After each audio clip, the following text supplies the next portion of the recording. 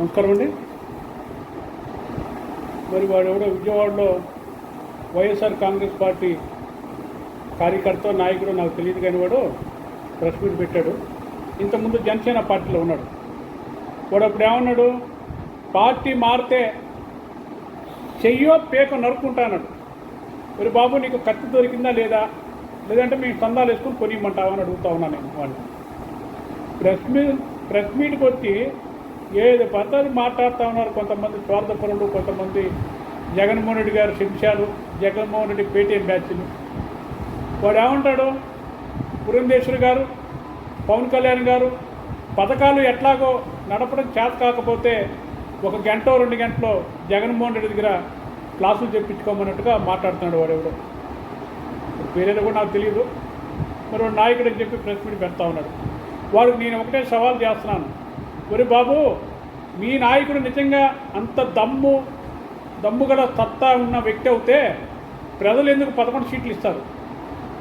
175 అసెంబ్లీలో కనీసం 110, 120 లేదా 50, 60 వస్తాయి కదా. 11 సీట్లకి ఎందుకు వచ్చినాయి? ట్యూషన్ ఎవరు పెట్టించుకోవాలా? మీ జగన్మోహన్ రెడ్డి పెట్టించుకోవాలా? ఇంకెవరు పెట్టించుకోవాలి? ఒకసారి ఆలోచన చేసుకో. మీడియా ముందుకు వచ్చి మీరు నీతిగా మాట్లాడితే జనాలు మిమ్మల్ని మెట్టుతో కొట్టి ఇంటికి పంపించారు. ఇప్పుడైనా బుద్ధి తెచ్చుకోండి.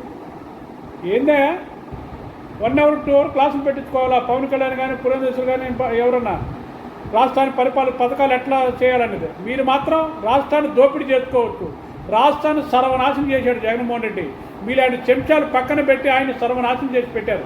మీలాంటి ఎదవల పక్కన ఉండి జగన్మోహన్ రెడ్డి అనే వ్యక్తి సంకనాకిపోయాడు. ఈరోజు మీలాంటి ఎదవ మాటలు విని ఉండి దగ్గర పెట్టుకొని మాట్లాడాలి. ప్రెస్ ముందు పెట్టేటప్పుడు, పథకాలు పెట్టేటప్పుడు అవి ఎప్పుడు తీర్చాలా, ఆ పథకాలు ఎప్పుడు ఇదయ్యిద్ది అని చంద్రబాబు నాయుడు గారికి తెలుసు, ఎన్డీఏ కూటమికి తెలుసు.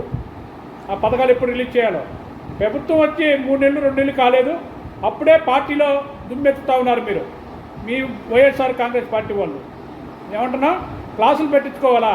ముందు మీరు చేరండి క్లాసుల్లో.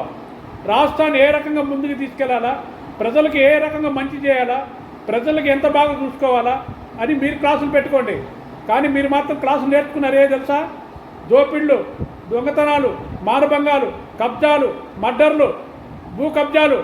మీ పార్టీలో ఉన్న ఎమ్మెల్యేలు, మంత్రులు ఆడవాళ్ళ మీద శారీరకంగా ఇబ్బంది పెడతాం వైఎస్ఆర్ కాంగ్రెస్ పార్టీకి చెందింది. ఇప్పటికైనా బుద్ధి తెచ్చుకోండి. ప్రతివాడు ప్రెస్ ఓన్లీ సాక్షి మేళ పనికి మన సాక్షి మీడియాకి వచ్చి మాట్లాడుతూ ఉంటారు. తిన్నామా పడుకున్నామా తెల్లారింది. అది కాదు. ఇవాళ ఆంధ్రప్రదేశ్ ఎంత అప్పుల్లో కూరుకుపోయింది.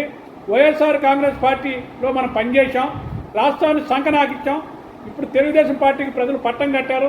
వాళ్ళ పని వాళ్ళు చేయనివ్వండి అని మీరు తెలుగుదేశం పార్టీకి కోఆపరేట్ చేయండి.